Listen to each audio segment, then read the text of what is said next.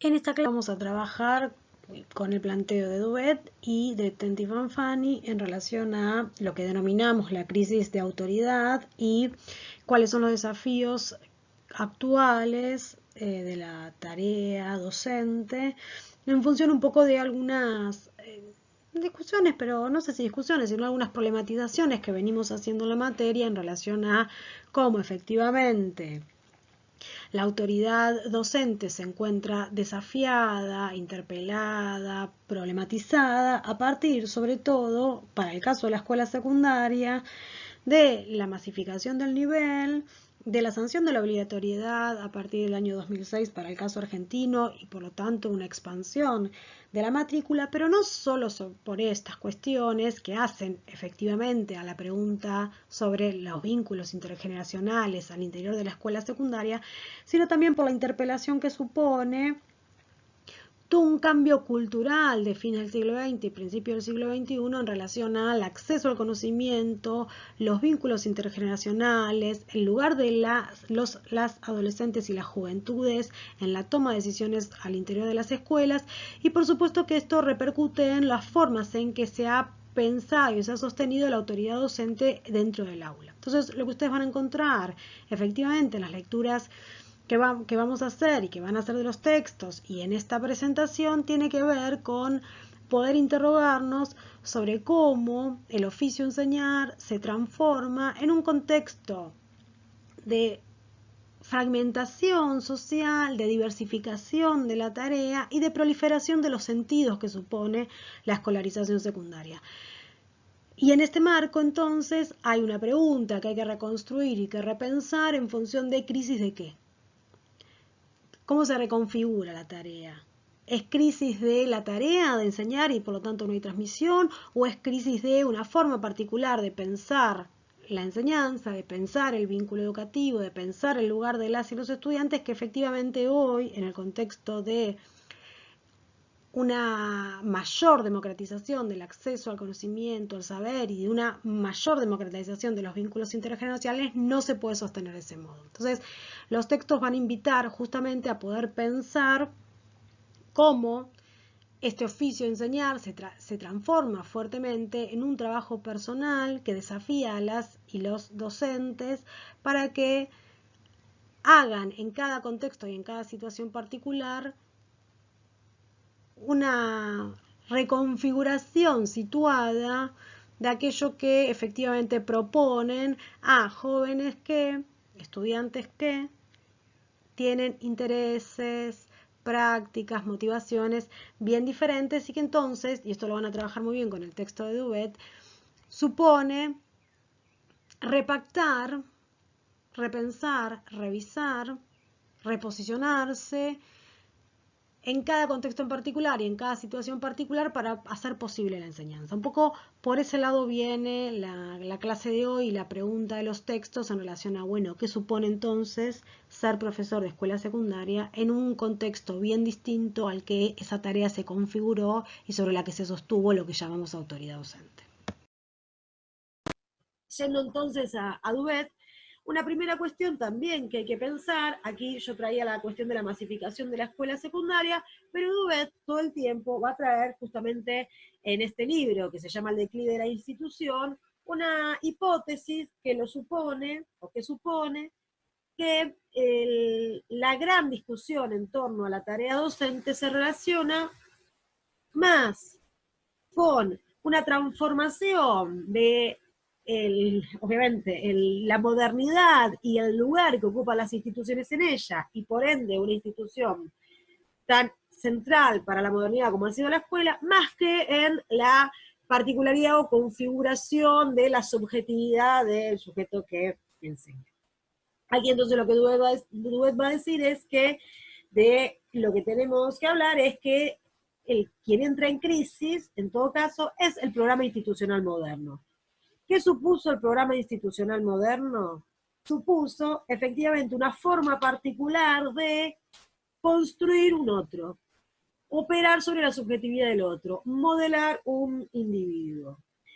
Y esta forma particular de construir subjetividades estaba relacionada a la socialización en una institución sagrada y, podríamos decir, cerrada o apartada del mundo, ¿no? Esta idea de, y que obviamente la escuela de alguna manera lo que hace es apropiarse, tomar, asumir el mandato de la iglesia, o sea, cambiar el ropaje para tomar una tarea que hasta ese momento la iglesia asumía. Esto lo hemos visto en el ejemplo.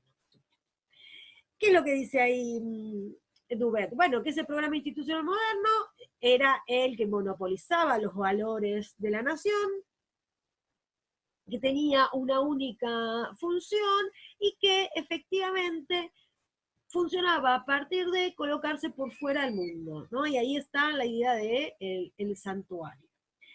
Y que además portaba unos valores sagrados, incuestionables, dice Dubet, la nación, la razón, ciertos principios humanistas para pensar la escuela secundaria. Donde, por otro lado, quien ingresaba a ese lugar perdía todos sus atributos previos, ¿no? El niño dejaba de ser niño y pasaba a ser alumno, el adolescente joven dejaba de ser adolescente y joven y pasaba a ser estudiante de escuela secundaria, y los atributos de estudiante, de alumno, solo valían y solo funcionaban dentro de esa institución. Y todos los atributos de joven, niño y qué sé yo, no funcionaban de la misma manera. Uno no actuaba de la misma manera, no podía actuar, no valían las mismas reglas que valían y que valen fuera de ese santuario. Efectivamente, ustedes ya escuchando esto se estarán dando cuenta que todas estas cuestiones son las que en el contexto actual se encuentran resquebrajadas. Primero, porque ya la escuela no conserva o no preserva lo que nosotros, o lo que efectivamente Dubet llama el monopolio de ciertos valores, sino que justamente Dubet va a decir hay una poliarquía de valores, hay una multiplicación de valores sostenidos por diferentes instituciones y diferentes actores. No necesariamente los valores que encarna la escuela son los únicos valores y los fundamentales y los centrales, no quiere decir que la escuela no encarne valores importantes, esto es otra cuestión. Por otro lado, y para pensar la escuela secundaria, ya la institución escuela secundaria no prepara solo para la universidad o no prepara solo para constituirse un ciudadano político, como sí lo hacía la escuela secundaria de fin del siglo XIX y principio del siglo XX, sino que hay una diversificación de finalidades institucionales y que están también muy cruzadas por los objetivos que llevan a los sujetos a incorporarse a la institución escolar. Ya no es por amor al arte, hay fines instrumentales, por amor al saber, sería, ¿no? Hay fines bien instrumentales que son múltiples, porque se quiere seguir tal carrera, porque es necesaria la escuela secundaria para el mercado de trabajo, porque si no mis papás me mandan a trabajar, porque eso me permite en mi casa obtener mayores permisos para. Hay un montón de sentidos que le van otorgando los sujetos a la escolarización y por ende se diversifican también las finalidades institucionales. Acá uno tendría que hacer un paréntesis también, bueno, no lo trabajamos en la materia, pero es pensar además cómo en un contexto de fragmentación educativa también se diversifican esas finalidades. Otra cuestión que plantea Dubet es que efectivamente la escuela ya no está por fuera del mundo. La escuela no puede colocarse como un santuario en el que no ingresa ninguna de las problemáticas, ninguna de las realidades, ninguna de las vivencias que ocurren por fuera de esa institución. Todo el tiempo la escuela está siendo permeada por el contexto. O sea, la escuela no puede aislarse del contexto.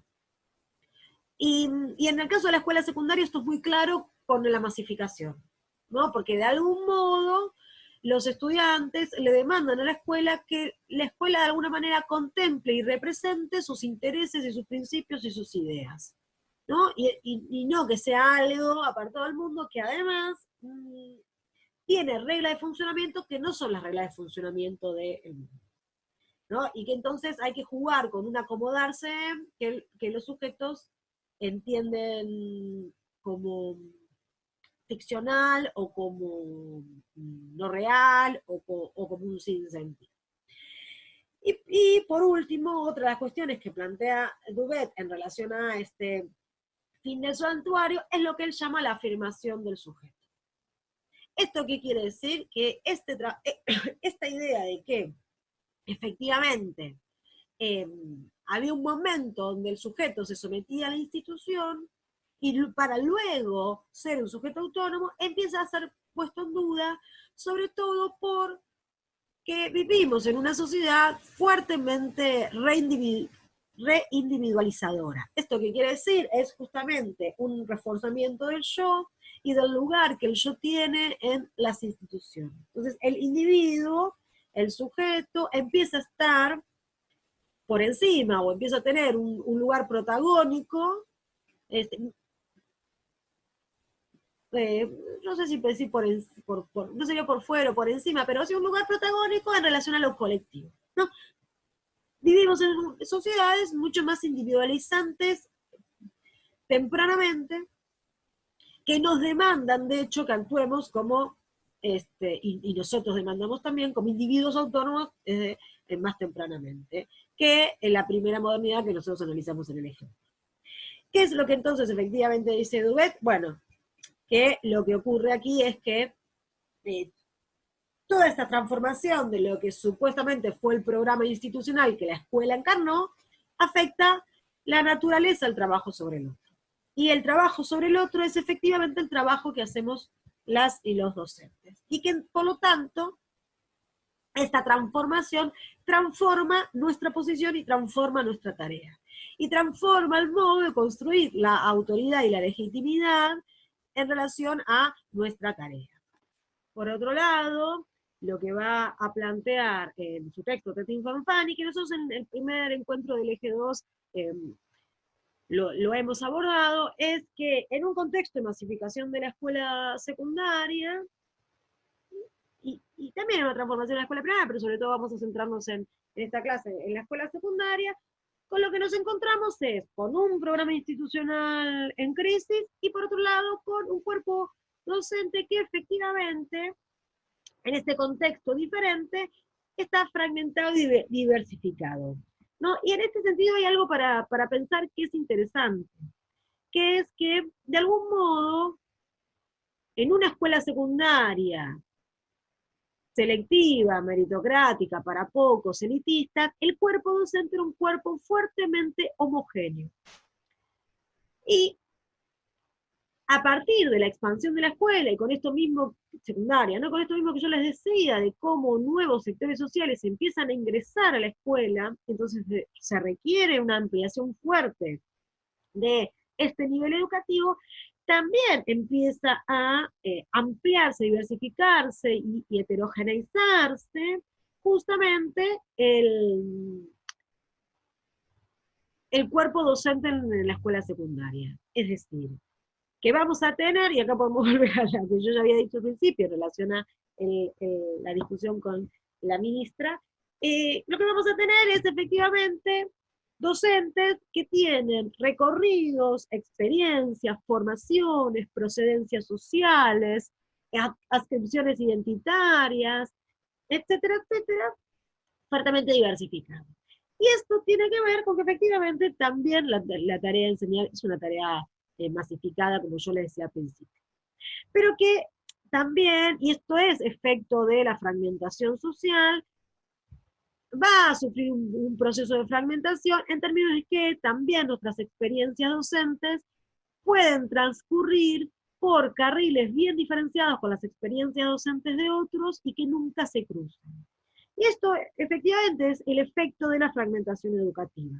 No podría no estar fragmentada la profesión docente al estar fragmentada la experiencia educativa. La misma fragmentación que viven las y los estudiantes con respecto a sus experiencias escolares, dependiendo cuál es el circuito escolar que realizaron, bueno, vive el docente en su experiencia laboral. Esto es efecto del contexto de fragmentación. Pero sí, esta fragmentación se combina con una diversificación. Y acá lo que te iba a decir, efectivamente, es que aquí tenemos que pensar cómo nos constituimos en tanto docentes a partir de diferentes trayectorias y recorridos que vamos realizando, ¿no? Y que van configurando de alguna manera las características de nuestra persona y también obviamente de nuestras prácticas, ¿no? Y esto yo creo que lo hemos trabajado, así que no sé si ustedes lo tienen después como para verlo, pero en líneas generales, ¿qué es lo que dice? Bueno, efectivamente tenemos diferentes procedencias formativas. Nosotros podemos ser docentes que nuestro propio recorrido formativo nos ha llevado a tener fuertes saberes disciplinarios o saberes pedagógicos, didácticos, y esto tiene que ver con si llegamos a la profesión docente luego de una formación docente inicial, o si primero tenemos una formación profesional y luego accedemos a la titulación docente. Nosotros hemos charlado de esto, y sobre todo hemos charlado de esto cuando pensábamos la configuración de los profesorados universitarios, la apuesta al profesorado universitario de la UNS en términos de que los saberes pedagógicos y didácticos acompañen a los saberes disciplinarios, pero efectivamente Tenti lo que cuenta en su artículo es que nosotros nos encontramos en la escuela secundaria con esta división, docentes formados como profesores, docentes formados como profesionales que ingresan a la escuela, a la formación, y que efectivamente luego hacen, o no, pero por lo general sí, un trayecto de formación pedagógica que complemente aquello que no tienen en su formación original. Esa es una primera diversificación de. Por otro lado, el tipo de institución en el que se forman, y esto también lo hemos charlado bastante, es el debate que se ha generado en estos días en la ciudad de Buenos Aires con los institutos de formación docente y la UNICABA. Nosotros hemos tratado de pensar y hemos mirado y hemos, de hecho, charlado en alguna de las clases, que esto no tiene que ser o una cosa u otra, unos son buenos, otros son malos, unos son mejores, otros son peores, sino que efectivamente lo que tenemos que poder pensar es que también han tenido configuraciones históricas diferentes y que también han pensado y que también se han constituido en función de las necesidades sociales que se van desarrollando. De hecho, y aquí sí lo voy a decir, los institutos de formación docente, y esta fue la discusión en la Ciudad de Buenos Aires, son centenarios, porque han sido constituidos originalmente con la consolidación de los sistemas educativos nacionales para pensar específicamente la formación de sus docentes. En cambio, las universidades han formado profesionales y más tardíamente han pensado, justamente porque la docencia es una ocupación cada vez más masiva, han pensado en ofrecer también como alternativa formativa la formación docente. Y entonces esto hace que sean configuraciones diferentes y que además tengan que ver con las propias dinámicas de funcionamiento de ciertas instituciones, ¿no? La autonomía universitaria versus la dependencia de los institutos de formación docente de las jurisdicciones y de las políticas jurisdiccionales, y eso hace bastante también las dinámicas y las diferencias. En este sentido, también lo que Tenti señala es esto que también trabajamos en algún momento sobre si la docencia es una ocupación cada vez más masiva, es lógico que entonces tengamos sujetos que provienen de diferentes clases sociales, y esto permite resolver, y esto hace que la tarea docente sea atractiva, porque le permite a diferentes sectores sociales resolver diferentes cuestiones que hacen a su experiencia de clase. Para las clases medias bajas es una opción laboral atractiva, por ciertas regulaciones que aún sigue teniendo esa tarea, bueno, por lo menos tenía en contexto de presencialidad, podemos discutir otras cosas, que efectivamente la hace atractiva en términos de profesionalización, y porque aquí hay otra cuestión que vale la pena mencionar, que es para las clases medias y bajas, además, ha sido una posibilidad palpable en sus territorios el acceder a un instituto de formación docente cuando las universidades eran escasas y en líneas generales estaban ubicadas en los grandes centros urbanos. También la política de expansión de las universidades, lo que nosotros hemos llamado las universidades del conurbano para nuestro caso, etcétera, permitió también que otros sectores sociales proyecten otra profesionalización. Pero lo cierto es que, a diferencia de la política de expansión de las universidades, muchas jurisdicciones han tenido una política de expansión de sus institutos de formación docente que ha permitido que entonces estas instituciones se anclen en los territorios y por lo tanto permitan el acceso a esa profesionalización a los sectores medios, bajos y bajos. Pero por otro lado, dice Tenti, también es una ocupación atractiva para las clases medias y medias altas, porque en muchos casos, y acá hay algo de la feminización de la tarea docente, permite combinar, sobre todo para la escuela secundaria, combinar la tarea de enseñar con otras tareas u ocupaciones, que pueden tener que ver con, en las clases altas, con otras demandas propias de la propia configuración familiar, hacerse cargo de la administración de ciertos bienes, etcétera, etcétera, o de las tareas de cuidado que tenemos asignadas y asumidas, en muchos casos las mujeres, por eso también la feminización, porque todavía es una profesión que permite, obviamente esto no repercute en el salario, pero que permite regular cuánto tiempo se trabaja, sobre todo, y pensando en las cátedras de escuela secundaria, mucho más.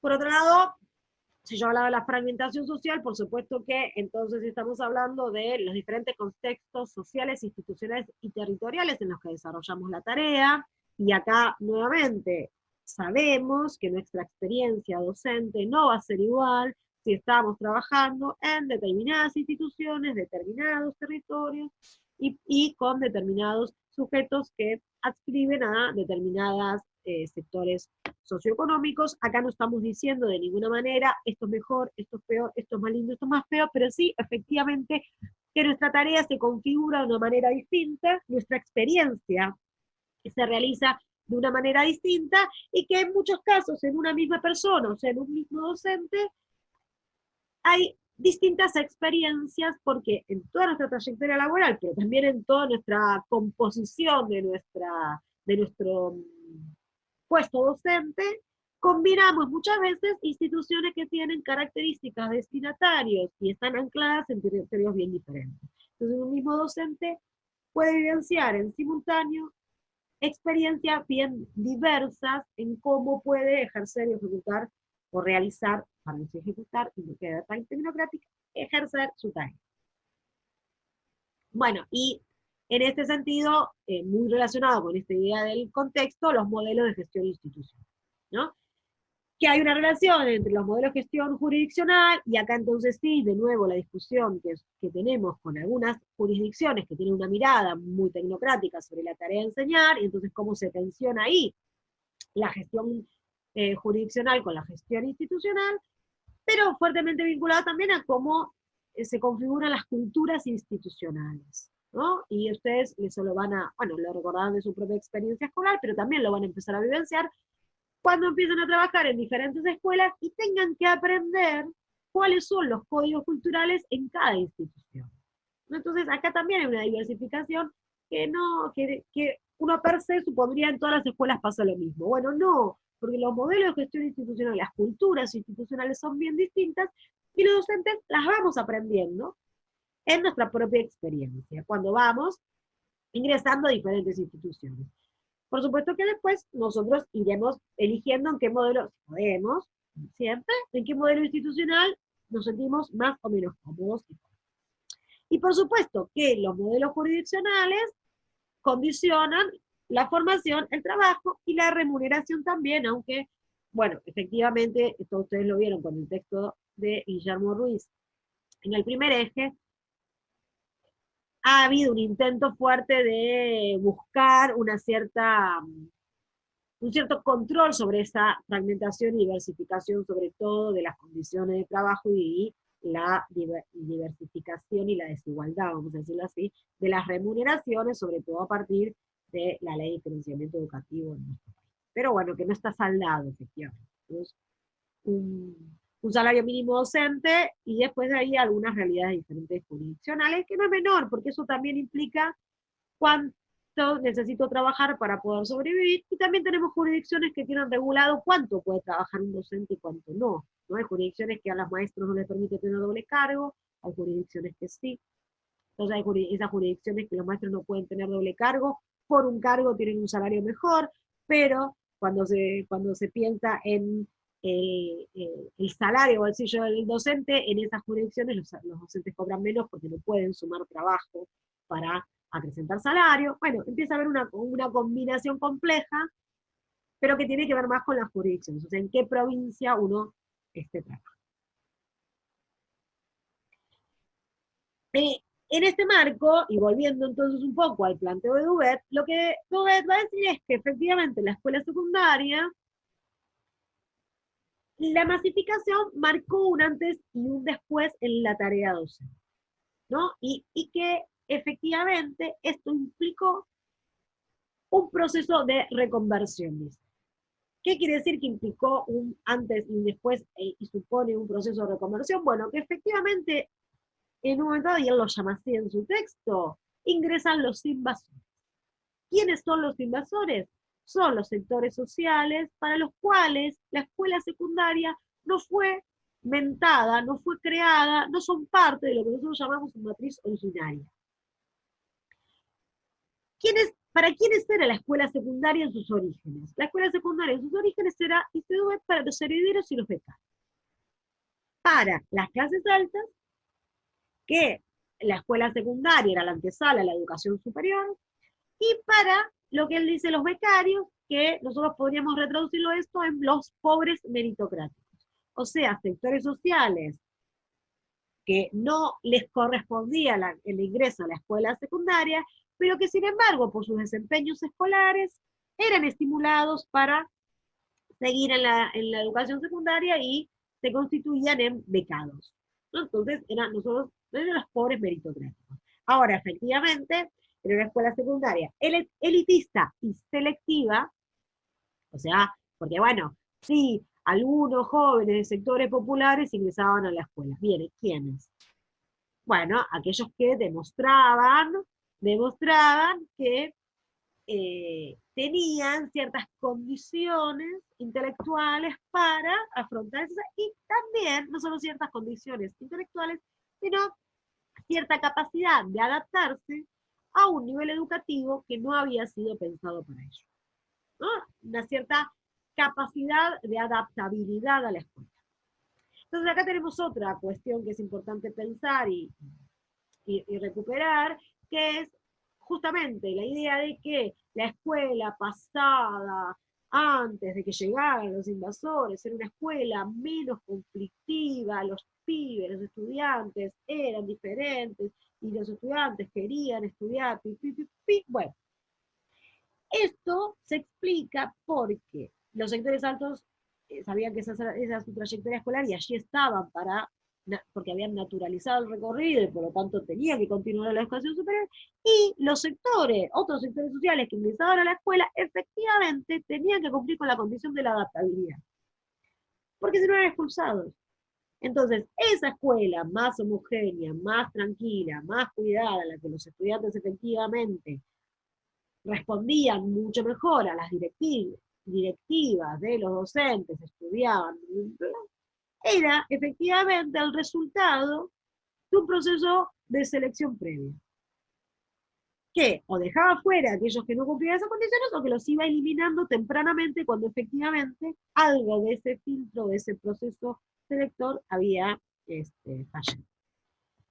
El ingreso, la masificación, el ingreso, podría decir, irrestricto a la escuela secundaria. Piensen que en nuestro país nosotros tenemos examen de ingreso a la escuela secundaria hasta 1984, el retorno a la democracia saca el examen de ingreso a la escuela secundaria, y efectivamente entonces quienes ingresan a la escuela secundaria no necesariamente aceptan adaptarse a esas reglas de juego, y por lo tanto el conflicto ingresa a la escuela, ¿no? Y por lo tanto el desafío, la puesta en discusión de para qué se hace lo que se hace, ingresa a la escuela.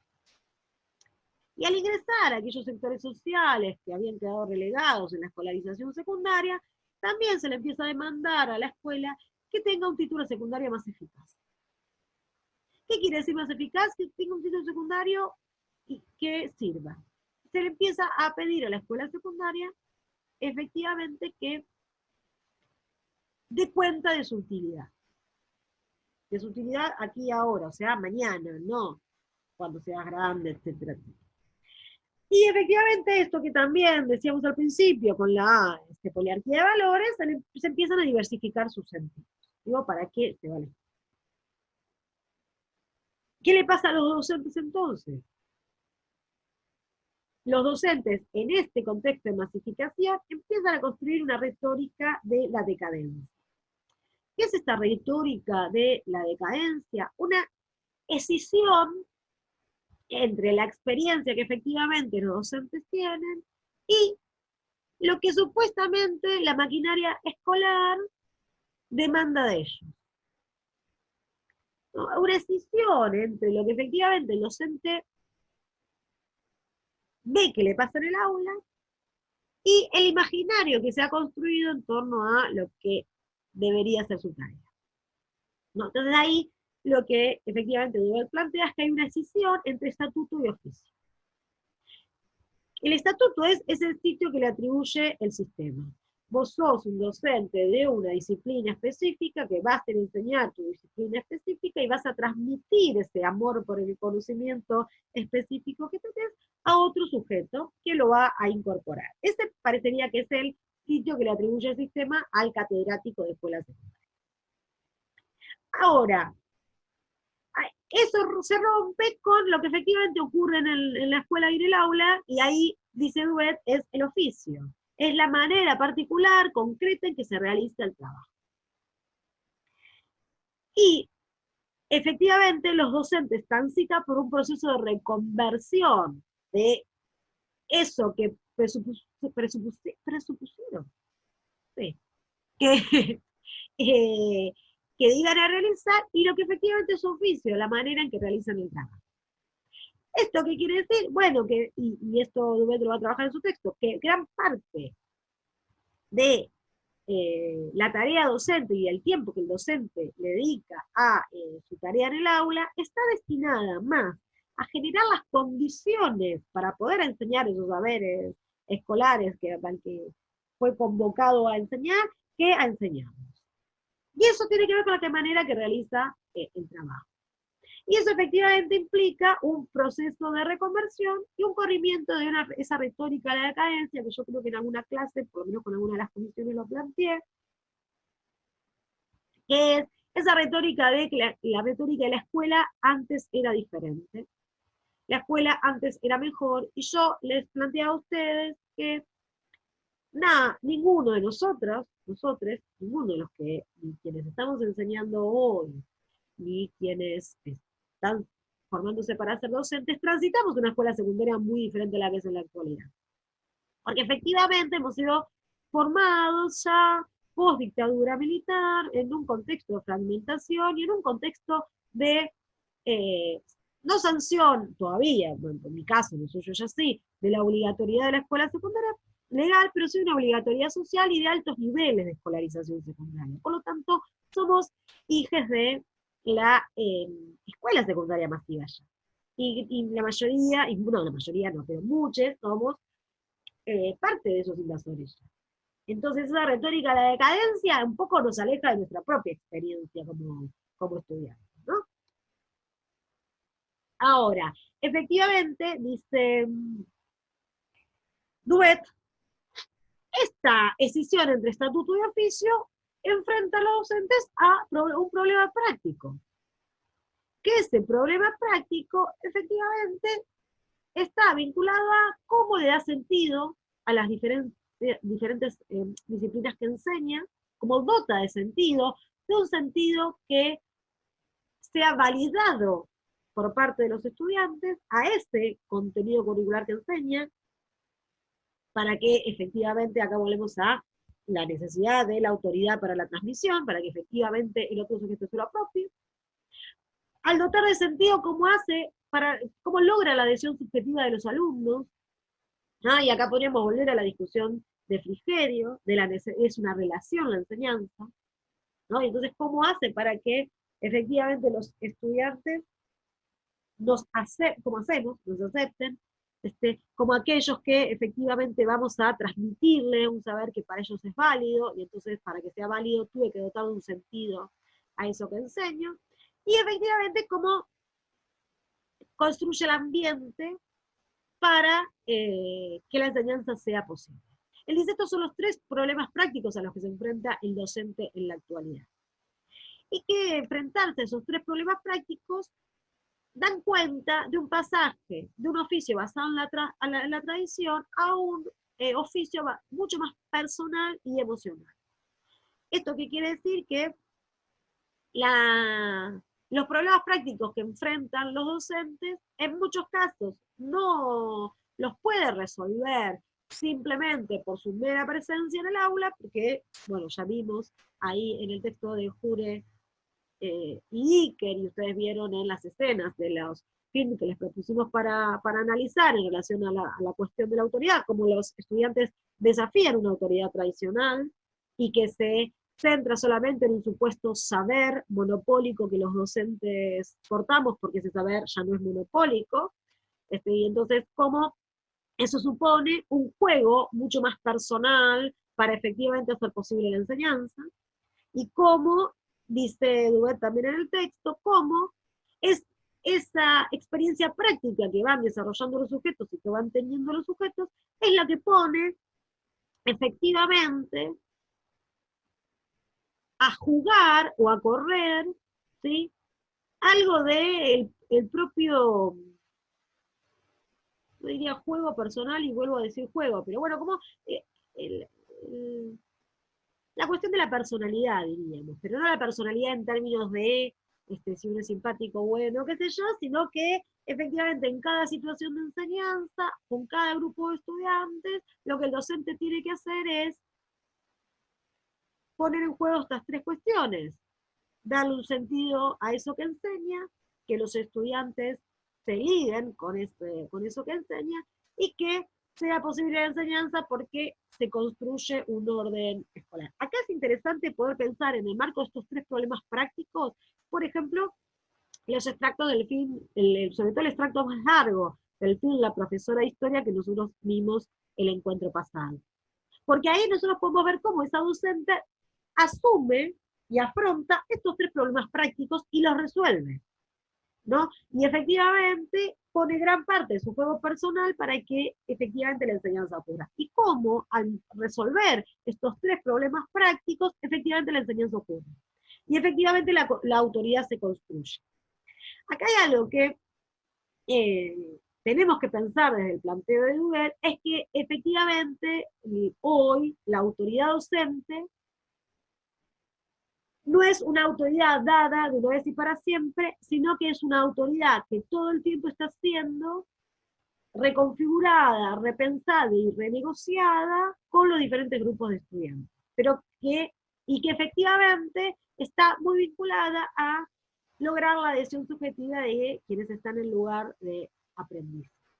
Y que al lograr la adhesión subjetiva, dice Duvet, es posible, por un lado, la transmisión del conocimiento, y por otro lado, que eso se dé en un determinado orden escolar. Por eso digo que lo que veíamos en el film, la profesora de historia, puede servir, digo, que no tiene ni siquiera que ver con ser igual que los estudiantes, ser jovial, porque lo que veíamos en la profesora de historia no tiene que ver con eso, sino tiene que ver con cómo lidiamos, y lidiar no en términos peyorativos, pero sí como nos hacemos cargo de efectivamente una cuestión que es nodal y que implica bastante de nosotros, que es asumir que nuestra autoridad no viene dada, sino que es necesaria construirla junto con las y los estudiantes, y que entonces esto supone mucho de un juego personal que vaya logrando la adhesión de las y los estudiantes. Ahí hay algo también interesante que plantea Duvet en el texto, que es la idea de que justamente quienes afrontan estos problemas prácticos que él menciona en el texto, y quienes logran efectivamente constituirse en autoridad en el aula, sienten una gran satisfacción y una gran gratificación personal. Y que, de algún modo, el oficio demandado en la actualidad es mucho más gratificante que ese estatuto en el que nos puso el sistema, que es de supuestamente transmitir ciertos conocimientos. Pero que efectivamente para que la tarea sea gratificante hay que asumir estos problemas prácticos. Y hay que asumir que estos son los problemas prácticos que la tarea docente afronta en un contexto de una escuela secundaria obligatoria y masiva, que seguirá siendo así, y que además tiene esta particularidad, esta diversidad, diversificación y fragmentación que también la tenemos en el cuerpo docente.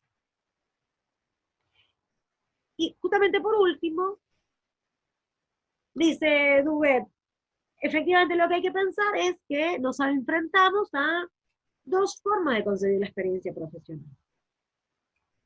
Una es decir, listo, estamos en crisis, la tarea docente es imposible, ¿no? Él dice esto es, ¿no? Por eso nosotras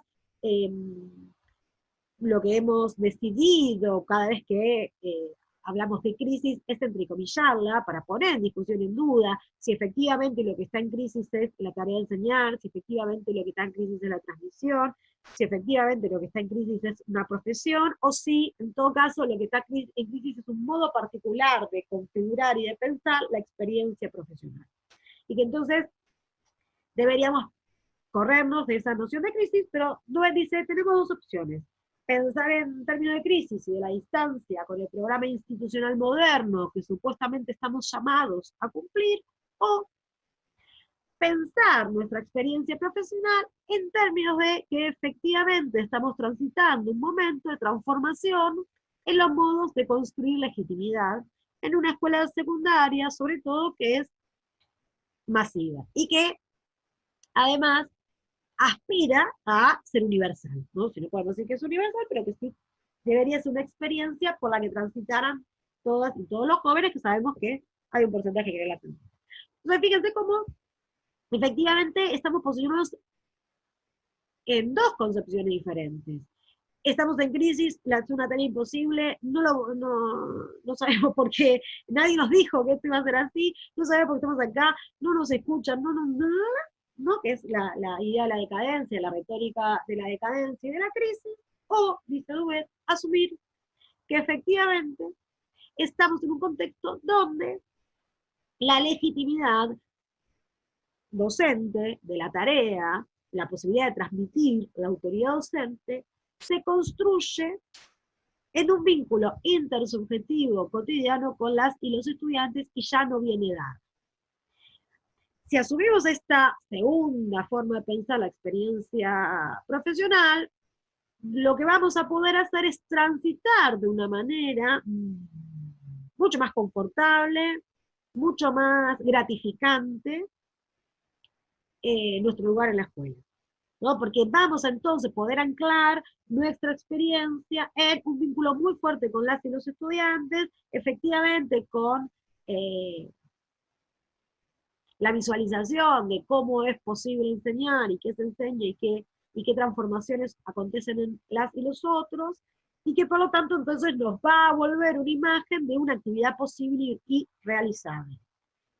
Cuando la planteamos en términos de crisis, entonces se nos presenta una tarea imposible, ¿no? Ahora, si nosotros nos paramos en otro lugar y lo que asumimos es que efectivamente con cada grupo vamos a construir cuáles son las pautas de trabajo en las que nos vamos a enmarcar, vamos a construir la confianza y vamos a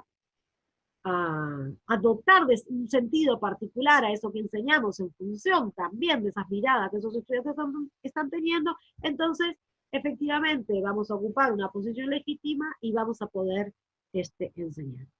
Yo vuelvo a insistir con esta idea de que efectivamente revisemos estos extractos de la película Profesor de Historia, o ustedes vean toda la película de Profesor de Historia, y vean cómo en realidad ahí se dirime esto que plantea Duvet, y cómo en realidad esa profesora no asume su experiencia profesional en términos de crisis y de distancia con el problema institucional, sino todo lo contrario, asume su tarea en efectivamente un contexto diferente en el que se construye la legitimidad, pero que la legitimidad se construye y es posible construirla, y por lo tanto es posible que ocurra la enseñanza como ustedes van a ver en la película. Y también, si lo que vieron ahí, pero si ven toda la película lo van a mejor, además, en esa misma escuela hay otros actores que efectivamente piensan su experiencia profesional en términos de crisis, ¿no?